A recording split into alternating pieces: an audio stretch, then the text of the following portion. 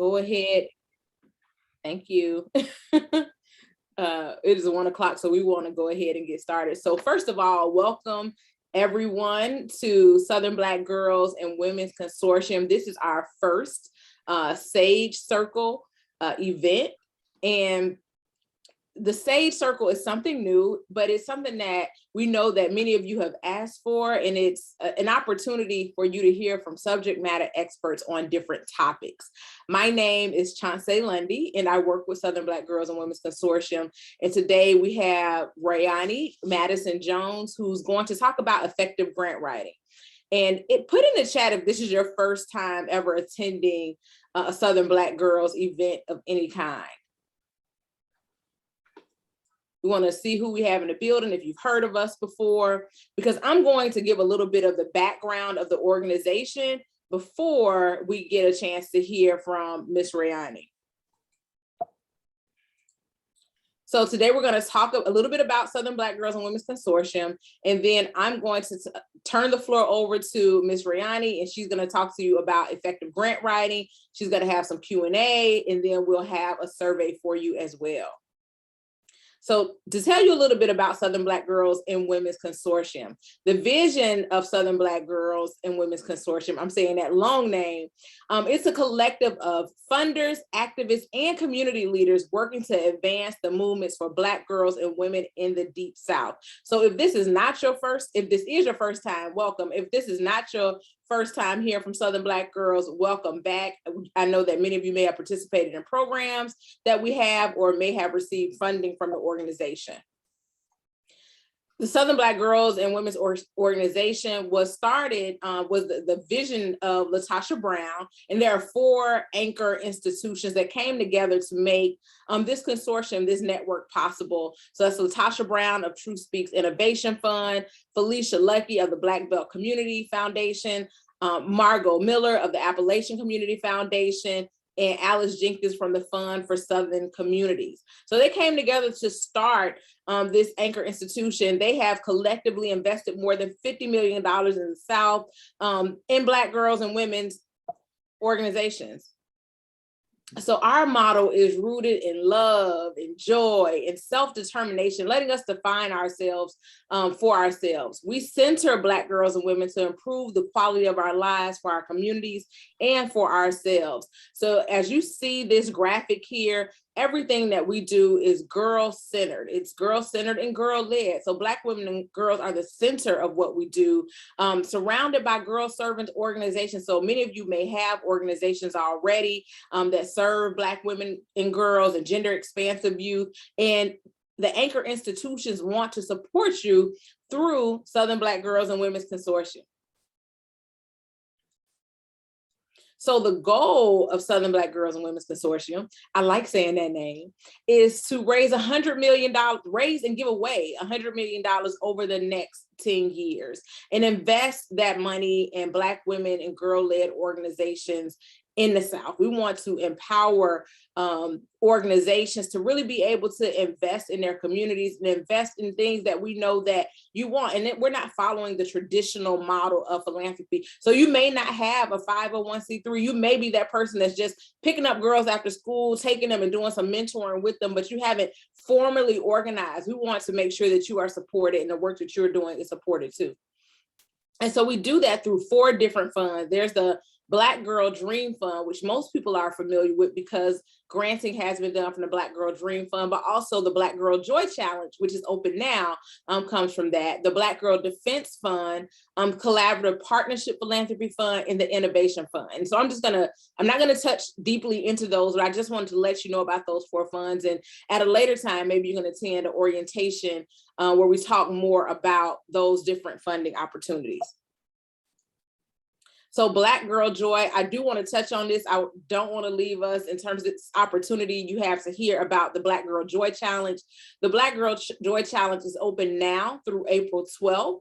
And we're welcoming girls and young women and gender expansive youth between the ages of 12 to 24 who can describe their ideas for spreading joy in their communities. And there are all types of things that have been funded before, from college expenses to movie nights to drive in movies. And one that has particularly become viral is funding girls who are working to end period poverty.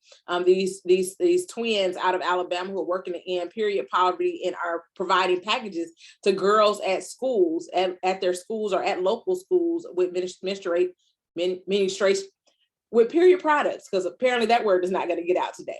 So there is definitely an opportunity for us to fund some of the ideas that girls you serve may have.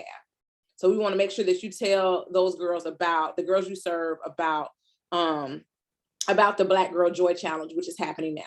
But there are also volunteer opportunities. So some of the volunteer opportunities that we have are the Wisdom Council, and the Wisdom Council helps review some of those Black Girl Dream grants. We review those grants and decide what organizations should get grants and what amounts. The Sage Circle, like I said, which is something new, provides subject matter expertise. So today we're hearing about effective grant writing. I'm going to announce what next month's topic will be, and then we'll have other topics each month, the fourth Thursday of every month. Mark your calendars at 12 o'clock p.m. Central Standard Time. We will be having the Sage Circle. Black Girl Dream Advocates, there is funding that is provided to individuals through the Black Girl Dream Fund. And so you serve as a coach to some of those girls to help them realize the dreams that they said that they want to realize, or that they want to implement for themselves. And then youth ambassadors, which are ages 12 to 24, help review the Black Girl Joy applications. And they also help lead some of the workshops and programming that we have through the Black Girls Dream Conference. Our grant philosophy, and this is from one of the participants in our girlhood listening session. So we've had listening sessions with girls. I would create a model village where girls are loved and supported and not traumatized by being constantly chastised for their behavior in their decisions. I would love to live in that village too. So that's like some of the things that we've heard from girls. I told you I would announce next month. So the next month, mark your calendars for April 28th, 2022. The next session will be led by Sierra Coleman, and it'll be on Show Me the Money. Today we're talking about effective grant writing. And next we're going to be talking about finding the right grant for your organization. So make sure that you sign up, that you register. I think somebody might put the link in the chat so that you can be a part of that one as well. So with no further ado, I would like to introduce to you Raioni Madison-Jones. She's the founder and executive director of 3D Girls, Inc., a 501c3 organization with a mission to educate and empower young women to be advocates for themselves and their families. As a former educator and youth development professional, she has been a pillar in the community for over 10 years, serving young women and girls in low-income communities. She leads a team of 4 divine, devoted, and driven women of color, working collaboratively to serve over 500 women and girls annually through youth mentoring, prenatal and parent education, and social and emotional wellness. 3D Girls, Inc. takes pride in providing gender-specific programming that prioritizes the female adolescent's transition into womanhood. Raioni is also the CEO of RMJ Consulting Firm, LLC. It's a full suite consulting firm that offers training, development, grant writing, and more to help community-based organizations and leaders release, reimagine, and relaunch their great ideas. Without further ado, Ms. Raioni Madison-Jones. Thank you so much for that introduction. Good afternoon, ladies. Again, my name is Raioni Madison-Jones, and I want to know who you are. So please take a moment, if you have not already done so, to introduce yourself by typing your name, the city that you're in, and the organization that you're represented in the chat box. I know we have a limited time, so I'm going to go ahead and get started. Oh, I see Heather. Hey, Heather. I see a couple people that I know, and so that excites me in today's presentation. I'm just going to go ahead and get started. You see that we have Cinda, Miss Alexander from Little Rock. Hey, how you doing? Miss Hilda from Mississippi, Ashley from North Carolina, I love to see it. I love to see spaces where we all can be acknowledged as Black women doing work and doing amazing work for Black girls. And so I do have a few community norms. If you are able to turn your cameras on because we look cute and your mics off on mute, if you are able to, I would love to engage with you and see your beautiful faces. Throughout the session, please feel free to write down your questions. We will have a Q&A portion of this presentation. So why am I here? I'm here to support and share knowledge, share space with you all. I have an advanced degree in nonprofit leadership and over 10 years of working experience as a nonprofit leader, and I'm a former school educator.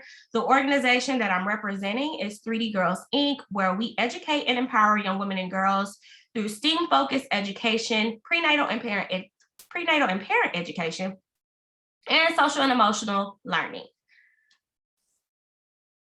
So just to give you a little snapshot of our agenda today, we're going to go over some nonprofit giving trends, and then we'll go through the different elements of a solid grant proposal. This is given from a very basic level to make sure that you have a general understanding of how a solid grant proposal is supposed to look. And then we'll do some Q&A at the very end. All right, so I know many of you are wearing a lot of hats. If you're anything like me and you're a founder or you're an executive director, there are a lot of things that you are responsible for managing and delegating. And so a lot of times people are always asking, can I pick your brain? Can I pick your brain? All right, and so this is what the mind of an executive director looks like, right? We have to worry about our boards and our administrative details and our operations, programs, which we all are passionate about, right? We could probably do our programs we know them from the back of our hands, how we distribute services and help people. Then we have the marketing and the social media, the websites, the email communication. And then we have building projects, we have partnerships, finances, which is why we're here today. And if you have a team of people, you have to start thinking about employee relations. All of these things are factors that, you know, as founders, we have to consider in our work. And sometimes it can be a little bit overwhelming. And so as we grow as organizations, it's important to just understand the different capacities and even, you know, being able to delegate some of these things to our team members, our volunteers. And so I'm here to let you know I'm in the same boat with you. I know what it feels like to manage a lot of things. I know what it feels like not to know how to manage a lot of things and still trying to figure it out. So like I said, I'm here to offer my support and just share with you some insights to kind of help you move through this. And so at this moment, I want you to release any old ideas that you have about funding and grant writing. I want you to release any negative connotations that you can't do this, that it's not something that you can do, or if it's something that's new to you, it's okay. Reimagine what that looks like for you and know that it's possible. Grant writing can be done internally when you get to be a larger organization. I know that we all have people here from, you know, wanting to start an organization to people who have been in this work years. But sometimes we just have to reimagine what that looks like. And then I want you to relaunch. So when you leave this space with me today, you'll have some tools and some ideas as to how to get moving and move forward with your ideas and making your organization shine in these grant proposals. All right, so one thing that you need to know, that after the pandemic, 1 in 3 nonprofits are in danger of shutting down within the next 2 years. This is simply because of lack of sustainability, resources, staff, burnout. All of these are contributing factors as to what weakens a nonprofit organization. And so in order for us to sustain as nonprofit organizations, it's important to know who we are, be clear about who we are, and seek the right resources, which is why I love the concept of the SAGE Circle, because it is a place for you to learn. It is a place for you to see yourself. There are women here that are reflective of the work that we're all doing in all over the country. And so this is the season to strengthen your skills in nonprofit development because things are changing. So since the pandemic, giving looks a little bit different, right? So this study was taken in 2020. It was published in 2021 by Giving USA Foundation. There is an annual report on philanthropy, and it just shows what giving looks like at this point in time. So in 2020, America gave over $400 billion to charity, and that's a 5.1 increase since 2019. And giving by individuals increased. It's now 69%. Giving by foundations increased, and we've seen this as more opportunity has and equity has become available to organizations of smaller sizes. Is the idea is to create opportunities for smaller organizations to thrive and grow. And then giving by bequests. Bequests are like your endowments, wills, inheritance, gifts made in the name of legacy. It went down a bit in 2020, and then giving by corporations also decreased. So corporations, because of the pandemic, their social impact initiatives changed or either aligned differently, and they focused on a specific thing and weren't giving out things, giving out gifts in the capacity that they were before. And so our focus area, and looking at how we approach funding, we're focusing on foundations and individuals and diversifying the way that we get money as nonprofit organizations. And so if you look at some of these trends, this might be a little bit small on your screen, but in the United States, there are 1.8 million nonprofit organizations, all right? And with that funding distributed among those organizations, your grant applications have to stand out. You have to be able to distinguish yourself in a way that is innovative, in a way that is showing impact, and I'll show you how to do that in today's presentation. 42% of these organizations, almost half, are under $500,000 budgets, and they decreased donations in 2020. So the smaller organizations receive less donations during this time where giving had increased. And so what they found is that donation trends from 2015 and 2019, the disparities between organizations led by non-Hispanic white organizations were less than those that were led by people of color.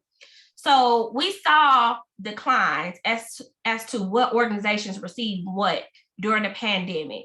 I've highlighted because many of us are serving women and girls, non-binary gender, Black and African American, and then a lot of us are serving youth or intend to serve youth. So I highlighted these areas to show what the populations that many nonprofits are serving. And again, I can provide this research for you guys, for you to look more intently at, because I do want to make good use of our time today.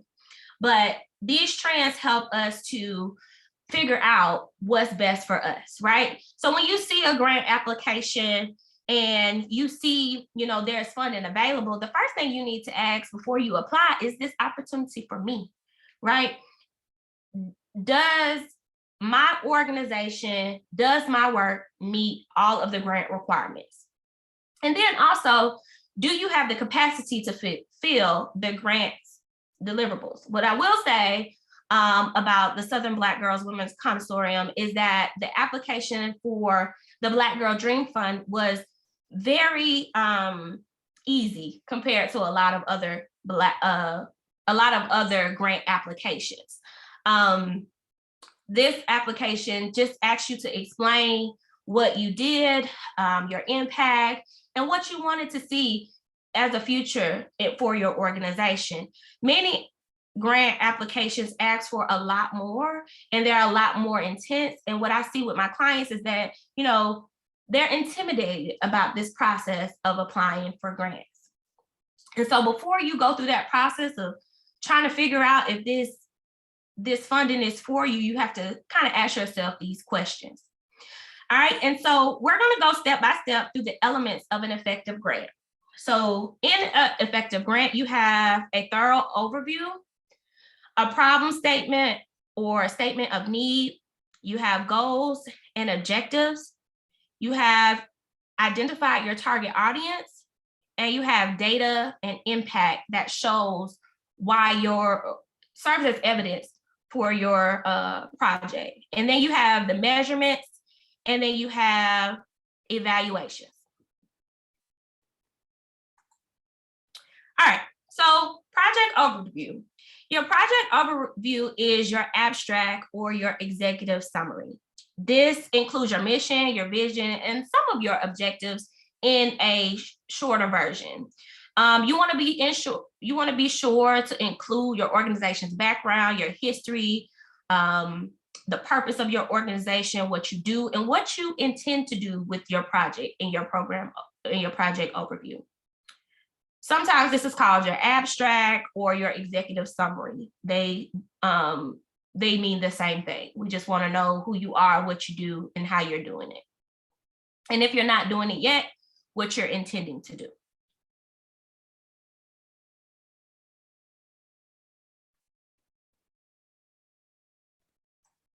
All right, the next is your statement of need.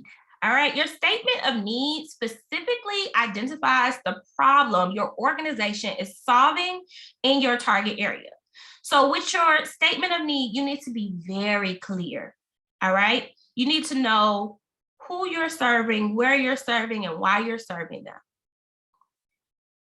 Do provide a statistic that is supported by data in your statement of need. Highlight risk factors that impact your target audience. You need to explain the harm being done as a factor contributing to this problem. What you don't want to do is share broad, unmeasurable assumptions by saying kids in school need help because they're bad, right? You don't want to just say that. You want to have some concrete data to support your claim. You don't want to generalize your audience. So just saying at-risk youth, right? Terms have changed in terms of what grantors are looking for, and the term at-risk is not a buzzword like it used to be. So you want to make sure that you're identifying the problem. You want to identify the youth as I've stated in this example below. And then you want to you don't want to identify a problem that's beyond your scope of work. Sometimes you might see a hunger grant out there and you serve kids in low income communities, but it may not be a good idea to pose a grant for hunger relief if that's not something that you've normally done, right? You don't want to go after something that's going to create another program that you don't have impact for. And I'll talk a little bit more about how you can collaborate and do things like that. But in your statement of need, you just want to be very clear about what problem your organization is serving. So here in this example, I've stated that 86% of youth between the ages of 12 and 18 living in the Riverwood Heights community are reading below their grade levels. Because of this, we see lower graduation rates, increased disciplinary issues, and feelings of low self-esteem and inadequacy. Right there, I've indicated the problem, where the problem is, and who it affects. And if it continues, this is what's going to happen. You want to be very clear about why your program is needed.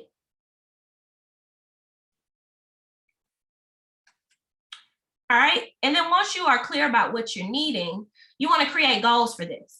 So I like using SMART goals because they're specific, measurable, achievable, relevant, and time-bound.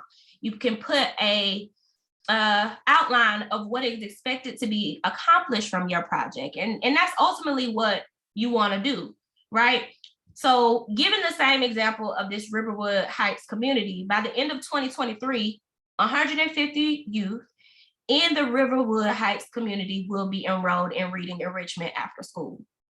That is a specific goal. Usually grantors want to see at least 2 or 3 in an application. maybe 3 to 5. 3 to 5 goals. It could be it just depends on what the application looks like. They'll want to know what your goals are, and they have to align to your mission. They have to align to what you're intending to do with your project. So you don't want to say, if the problem is reading deficiencies, you want to stick to goals that will support that deficiency. You don't want to have, a reading goal, a food insecurity goal, and a housing goal all in one grant application. All of your objectives should align to that one problem. All right, again, your target audience. It identifies who is likely to benefit from your service. This can be indicated by gender. This can be indicated by age, location, their interests, income levels, demographics, and there are more factors that can identify your target audience. You know who you serve, and when you need to know who you serve, and you need to know who needs your services the most. So again, the youth between the ages of 12 to 18 living in the Riverwood Heights community is who we are focused on in this grant application.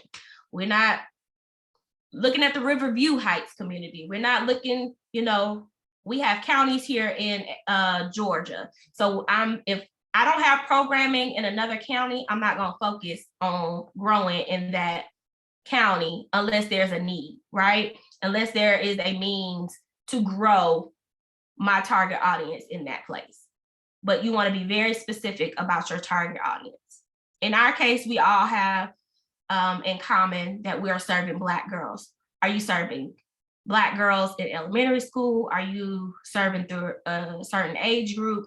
And throughout your grant, you can break down what those different tiers look like, because I know for us, we serve 3rd through 8th graders. So we have a leadership portion for 6th through 8th, and then we have a different portion through 3rd through 5th graders. But you need to just be specific about your target audience and who you're serving. All right, so here is the most important part of your grant.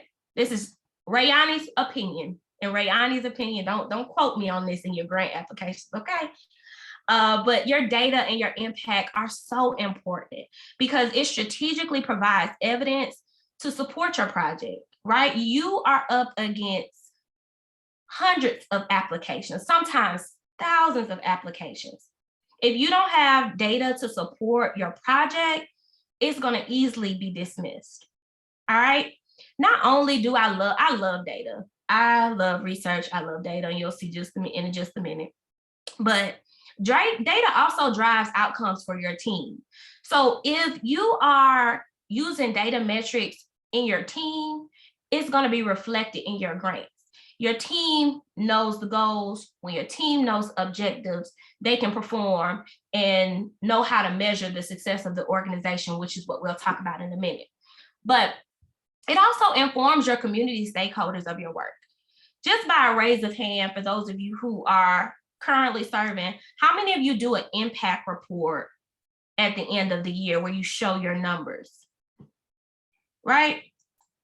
You're informing your community of stakeholders of how successful you are. And if that is a culture of your organization, it's going to be easy to continue to put that information in your grant application. So if it's already made available for 2021, that is the data that you use for your grants this year.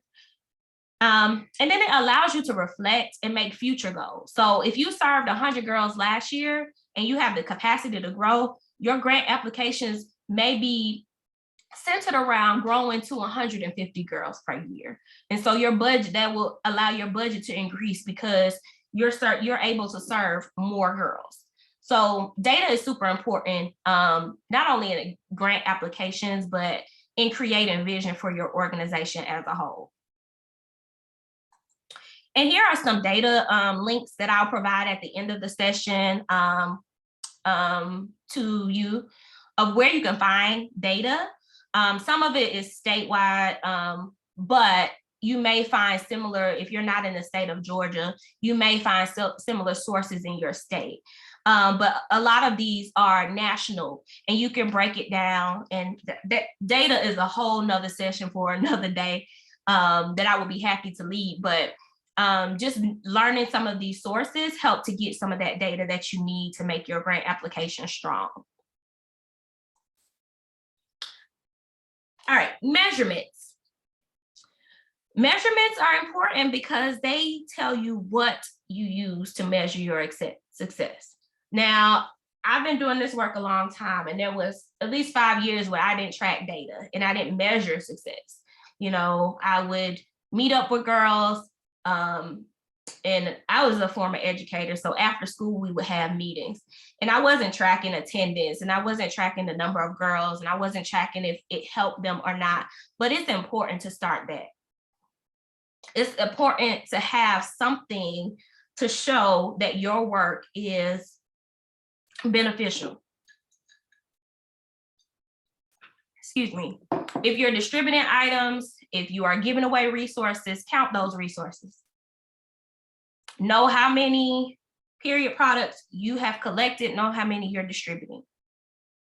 If you are doing social emotional learning, how many kids engage? How many hours did they engage in your curriculum? Right? Those are the things you want to know to measure your success. So for 3D Girls Inc., last year we served 504 families with COVID relief efforts. We tracked data. Whenever they picked up a care package, they had to fill out a sheet, whether they picked out one before or not. We collected their name, their address, their phone number. Are you working? Have you received products from us before? Is this your first time? Like, we want to know it all at the front end, because it's so hard to track down people to do surveys and things after programming or after items have been distributed. So a best practice that I would like to share is just do that ahead of the game, even when you're doing enrollment. If you have school-based programming or community-based programming, do it at the intake process. Raioni, can I ask a question, or are we holding them to the end? Can you hold them to the end? We're almost to the Q&A. Okay. And I knew we would have a lot of questions, so that's why I didn't want to make the presentation too long. Okay. All right. So evaluation. Evaluation, it measures how you will measure your success. How will you get this information, right? How will you collect your measurements? You could do an annual needs assessment. Annual needs assessments helps you to stay relevant, right? If you've been doing the same program for 15 years and you notice now you're not getting any enrollment, it might be time to innovate. It might be time to do something different. So do a needs assessment. Is after school math tutorial still relevant in your community, right? You may have to do STEM to get more people interested. You may have to add on a STEM component and not just focus on this one thing. So do an annual needs assessment. Demographic data, reviewing that demographic, just much like I said, when you're doing your projects, collect that on the front end. If you're measuring mental health, do a mental health screening. There are tons of them out there that are research-based and evidence-based. So just find the one that fits best for your organization and be able to communicate to your clients what you're doing. For programming, pre and post tests are great models and surveys. You can do interviews at intake and exit interviews. So when your clients are done with your program, they've completed, do an exit interview, do a survey to see how things went. That will contribute to your needs assessment. And one thing I like to do is a client satisfaction survey. Sometimes there'll be people who will drop off and you don't know why, right? And sometimes a client satisfaction survey can clear that up. Just seeing how your program is, what's the perception of your program. And then I provided some budget-friendly evaluation tools. So if you have a small budget and you don't have the capacity to, purchase expensive software, Google Forms. I'm gonna give y'all a survey at the end. So I just would appreciate your evaluation on the Google form. But just ask those questions. SurveyMonkey, Zoom. If you have a Zoom account, you can do polls. You can set up surveys in Zoom so that people can take them and collect them that way. Jot form and type form are also inexpensive tools to collect data.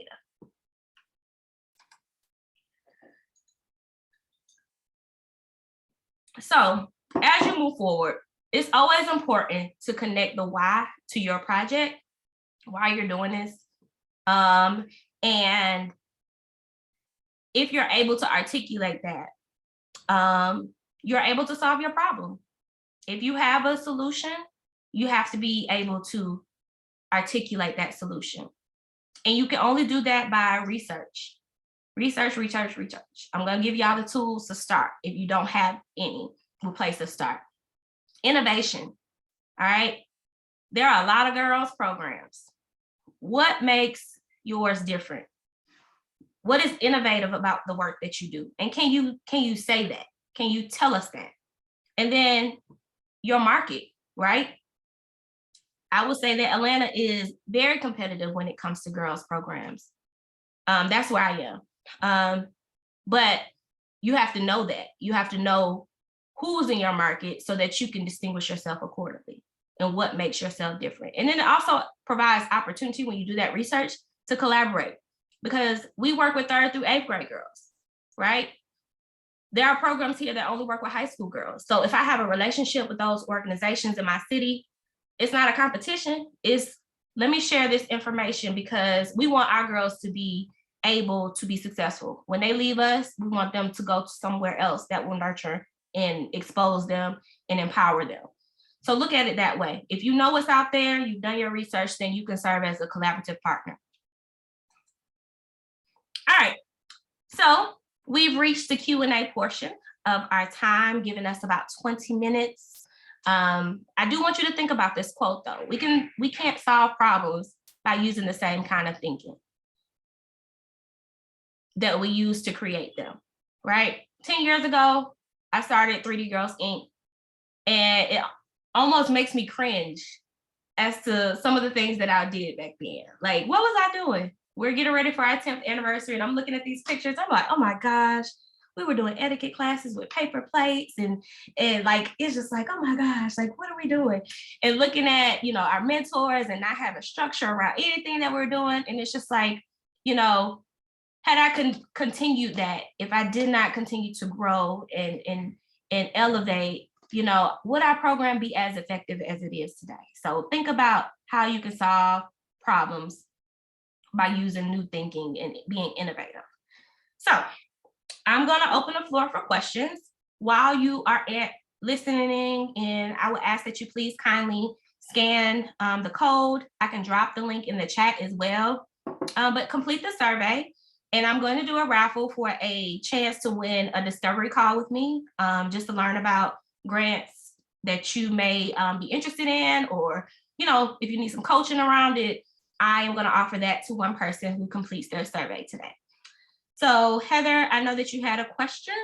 We could start with you. Okay. First of all, thank you for this platform. My question is because we've been around 9 years, but we are just now to the point where we're going to track data.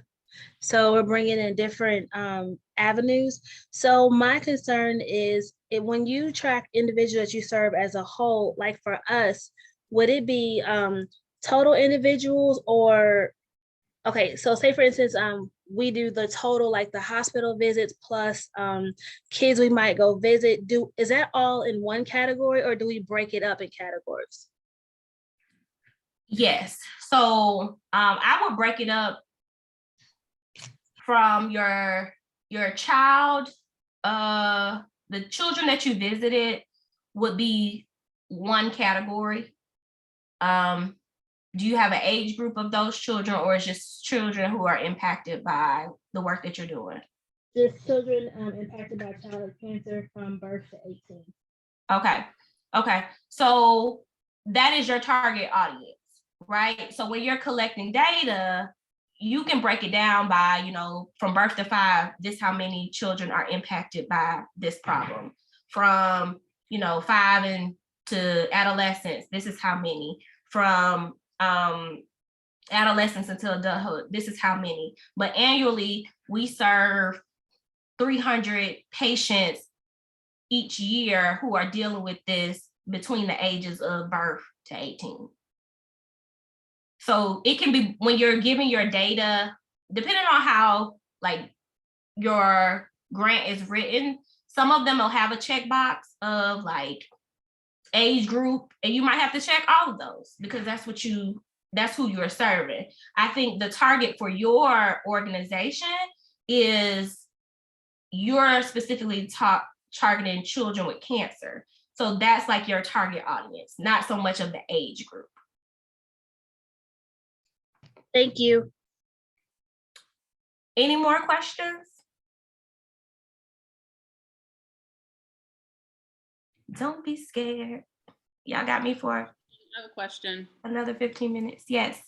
Okay, so my question is about collecting data after the fact. You know, I love that you dropped this in the chat. I had an event recently and I forgot to do that. So any strategies on how to get people to fill it out after it's already over? Yes. And I think that strategy just came from learning, right? From doing that and not collecting the data. It's like, okay, let's get it on the front end. Also incentivize it. So I'm offering a discovery call, which could be beneficial to you all if you complete the survey. So you can incentivize the survey at the event, have the surveys available. One thing is like this QR code makes a world of difference. When we do our holiday event at the end of every year, we have tablets with the forms on it. And before I drop that bag in a car to deliver toys to family, they have to complete that survey and they have to be verified. It's just become a part of our process. And that's just from painstaking, forgetting or not having a process, but creating a QR code. But if it's like too late for that, then I've already sent a few emails. So like, how many emails do you send after the fact before you're like, all right, this is all I'm gonna do you only have email data? Yes. What do you mean? Like in addition, what do you mean, like phone numbers or what? That's what I was gonna say. Call them. Call them will be, and it is time consuming and it is hard. And like I said, that's how we learned from our, mistakes. Like we didn't collect the data, so we had to go through hoops to get the data that we needed for our grant evaluations and our grant. Once you get the grant, it's cool, but remember, you have to evaluate what you've done.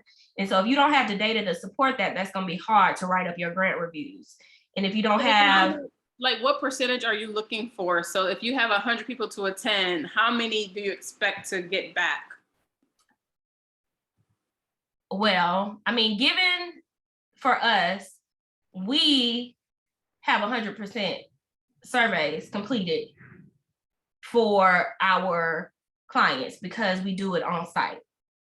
In a case like yours, is it grant related or you're just trying to collect data to kind of have for your organization? Data. I mean, I just ran a summit for a group of girls and their parents. And so, it was this past Saturday. So after the summit is over, I sent the link to the form to complete. And so, how many did you get back so far? Like maybe 30. Oh, that's good. That's good. At this point, I would incentivize it and see how many more you can get before the end of the month. You still have a week left, so put a date on it. Do a raffle. If y'all have a t-shirt or, any merch or something, give away a prize pack or, but if you can't incentivize it, then I would just send it out again. And if 30 is not enough, you can tailor your data to the way you need it if it's not for a grant. So let's say you want to do an impact report on that or make an infographic. You can say 100 girls attended, and out of those 100 girls, 30% were satisfied with this. 30% were able to respond that this summit helped them. You know what I'm saying? You can use your numbers of attendance as a data source.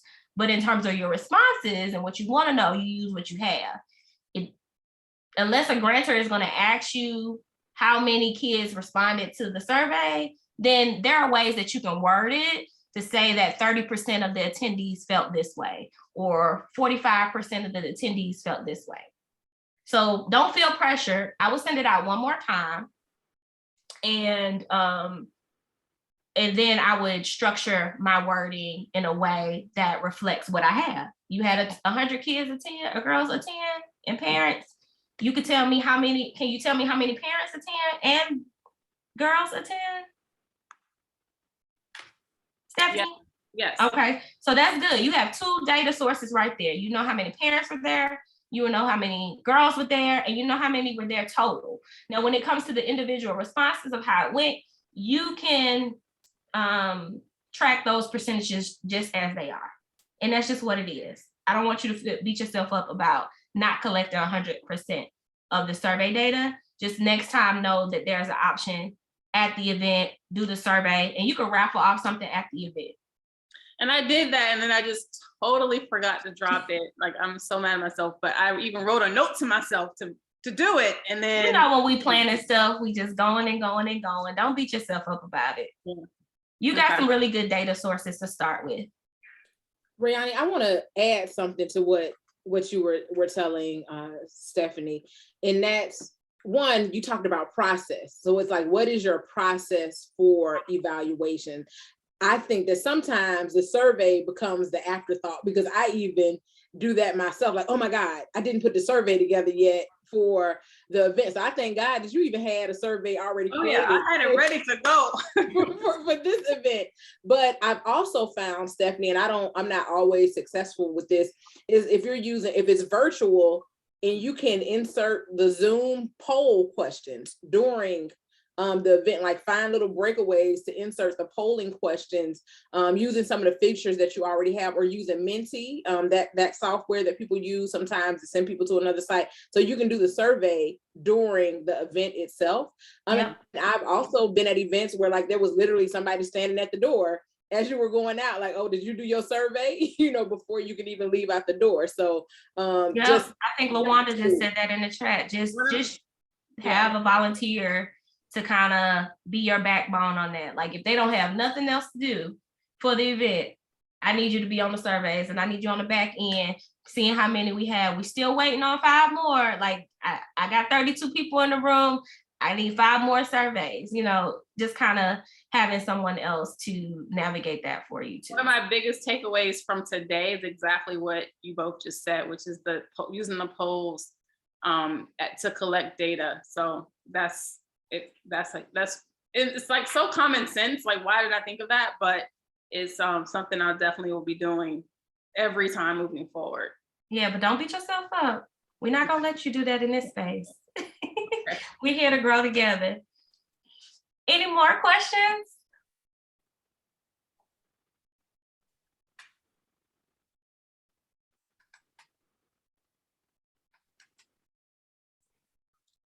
Don't be shy. This is your opportunity to ask some questions about effective grant writing. I think that Raioni did an excellent job in terms of talking about collaboration. One of the things she talked about was collaboration over competition. Not necessarily seeing people as your competitors, but even she's building a pipeline for girls to be able to participate in high school programs following her middle school program. So collaboration over competition, being innovative. She talked about not using the same language that, the language that was acceptable at one point, and that funders were looking at, like at-risk youth. Now you need to be specific. At risk of what? At risk of hunger, at risk of no sleep, at risk of no housing, like at risk to what? So what does that mean? And being able to break that down. She talked about being evaluating what you have done, setting up the process in the beginning so you can have your measurements, like what is it that you're trying to measure. She talked about being specific to the audience that you want to serve, that you're serving. So if it's a grant, it may be a wide grant, but what do you do? What do you already do and do well, and making sure that your grant is catered to that. I took so many nuggets away from this, Raioni. I think that your messaging was great. So if you have a question, one, fill out the survey. She dropped that in the link. And I would also say, if I think Jalecia, you dropped it earlier, if you can, there's a link tree for Southern Black Girls and Women's Consortium that has a link to several different things. So one, if you're interested, if this is your first time being a part of Southern Black Girls and Women's Consortium, any of our events, you can click on that link tree and it will take you to an interest form so we can get your information so you can sign up for stuff. We are looking for volunteers to be on the Wisdom Council. There's a link for that so you can help judge some applications. And there's also the Black Girl Joy Challenge that we talked about. So I am challenging each one of you to tell 5 girls, between girls of gender expansive youth, between the ages of 12 to 24 about the Black Girl Joy Challenge. Help them identify a project that they would like to implement that they think would bring Black girls joy. And that's $550 that they could win to do that. So we want to make sure that we have more participants. The deadline is April 12th. I would encourage you not to wait until the deadline, just in case there's any technical difficulties. But we want to make sure that we are fulfilling what we said we want to do, and that's make sure that we're funding Black girls and women-led projects in the South. So any more questions? Let me take off this. I did have a question on the sidebar. Yes. I will share this information via email. So if you completed the survey, I'll send everything to you. And I will announce the raffle winner for the grant consultation. And I've had my information on the screen. So if you need my email, just feel free to reach out to me. I love talking about this stuff, and I'm glad that there's a space for us as Black women and leaders, and those of us who are interested in doing the work of empowering Black girls. I'm glad that there's a space for us to collaborate. I saw Ashley, your hand was up, so I wanted to give you space to ask a question. Yeah, thank you for the presentation. I don't know if this is exactly a question, but I think the number that stood out to me was the 42% of nonprofits that have a budget under $500,000. And I know for me personally, when I've gone to apply, so I own a consulting company, and I write grants for nonprofits. And a lot of the folks that I write grants for are like small folks who like hardly pay themselves. And so I have been struck a few times by like the number of grants that are like, we only deal with you if you got $500,000 or more. So this is not necessarily a question, but I guess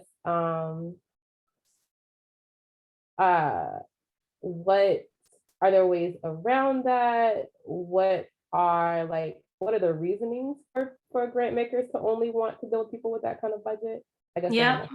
I don't know the specific reasons, but I think it's important to even request for feedback after a grant rejection.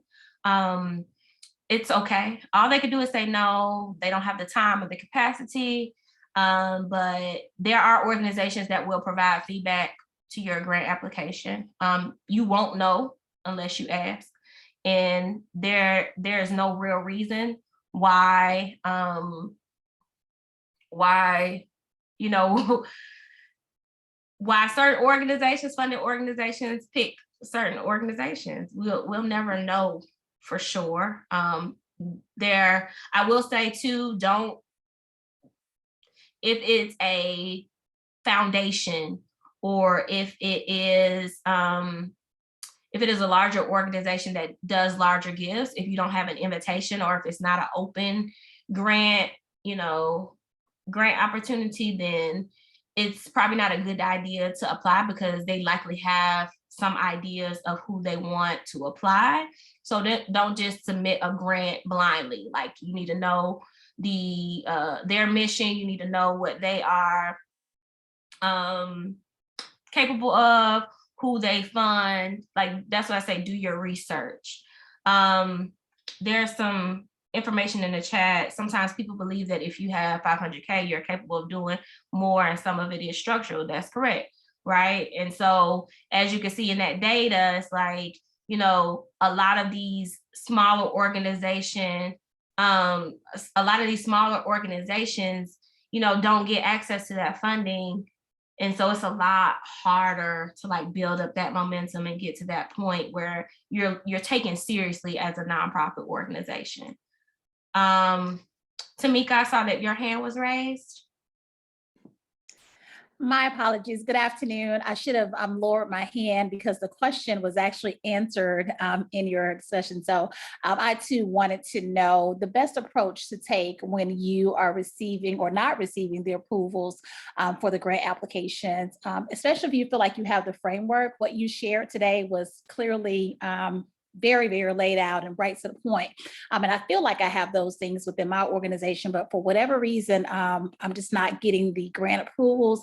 And so I saw the response to how do we get feedback from the Black Girls Dream Fund if you were not one of the recipients of that particular grant. And so I'm just curious, like, what's the best way to approach that? And specifically, while we're in this space, is there someone that will be willing to give us feedback on that application? Well, I know as a member of the Wisdom Council, the grants were so competitive. And that's just sometimes what it is. They have scoring tools and they have ways of grading the applications that, it's just competitive. And I can't remember, Sam, how many applications. It was like, I want to say 700. Was it that many? It was a lot of applications. And the rubric was very clear, and it was just very competitive. We all are doing some really dope work, and we are really doing it with compassion. We're doing it on minimum funding, and this is why this place was intentionally created, so that we can continue empowering women of color who are leading organizations that are serving Black women and girls, because there's not any other grantor or funding source or foundation that's offering training to grantees that, may not have gotten the funding. So I think for me, in perspective, to be a part of a community of women that look like me and to learn and glean from one another is just as powerful. We all are working on minimal budgets. I'm speaking for myself as well, and so I think we learn and share in this space. There's no other space right now like this. And so I see a lot of value in this space, and the fact that the foundation thought it was made it intentional to create monthly sessions for us to grow and develop as leaders is a phenomenal thing that I've never seen any other founder or funders do. Thank you for that. I appreciate it. Thank you. Right, I want to add to what she said, and I think that another thing with the not only just the Wisdom Council, but in the Black Girl Dream Fund, you're right, there were hundreds of applications, but also the geography. We're serving 12 states, and if there are like 200 applications that are from Atlanta, we want to make sure that some of the other states, specifically rural areas too, are also getting funding. So sometimes it's a matter of geography, and that a lot of applications may be concentrated in one place, versus in Arkansas, we may only have like 2 applications in the whole state. So we're trying to make sure that we're spreading the funding across the 12 states in the Southeast that we serve. And there's a Wisdom Council that you're really being judged, if you will, by a jury of your peers who are reviewing applications, and a lot of women who are volunteering their time to kind of score. So just because you didn't get it that time doesn't mean that you won't get it again, or look for some other opportunities that we have to be involved in the organization, and funding may come your way through some other vehicles as well. Heather, give you the last question. Okay, so my question is, do you recommend certain sites for you to be a part of as far as getting recognized? Like, we have a VP from Delta on our board, and so she had told us that we needed to be registered with GuideStar, because that's what Delta looks for, is like as far as your credibility. So can you recommend certain programs that we need to be a part of? Well, absolutely, GuideStar for sure. So if you're a 501c3 organization, and this is like a tax conversation, leads to a tax conversation, you can create your profile on GuideStar. I think there's a verification process that you have to go through, but a lot of funders will go to your GuideStar profile first. to see the work that you do. If you have done your 990s, your taxes, and I highly recommend, no matter what your budget is, go ahead and do a 990 and upload it and make it public. It can be a little bit of money, but they do have an easy form where it's just like a postcard. Did you make more than $50,000 this year? Did you raise that much? Yes or no? I would highly recommend that you go ahead and do your 990 and get that done, because funders want to see that. So in one case, I had a grantor that I was ashamed of my 990, but I had it, and their mission was to help fund organizations that were under $50,000. We're serving people with a $50,000, less than a $50,000 budget annually. And that funder has helped me, that one grant helped me to leverage other opportunities. So go ahead and research GuideStar. If you don't have a profile, put all your information as your programs, your services, your location, your EIN number is on there. And then you get different levels of badges or recognition. So if you have just your information on there, you get like a gold badge. If you have this section filled out, you get a silver badge, or it keeps going up to platinum and diamond, or whatever the different tiers are. The more information you share, the more it will help for funders to find you. And you can go on there and look up other organizations. When I go to apply for grants, I go to GuideStar and look at their 990s and see who they funded before and what type of programs they've already funded. That is all public information. So you can go and look and see, what the XYZ Foundation, what kind of work they're supporting, or who they're funding.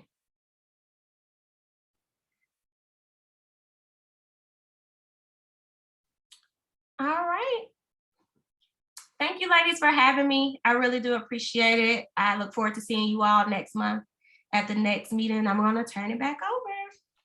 All right. Thank you so much, Raioni, for an excellent presentation and excellent Q&A on effective grant writing. I know that there are some more questions in the chat. This can go on for a while. So Raioni, if people wanted to reach out to you with questions or anything like that, how can they reach you specifically about some of the grant writing questions that people have?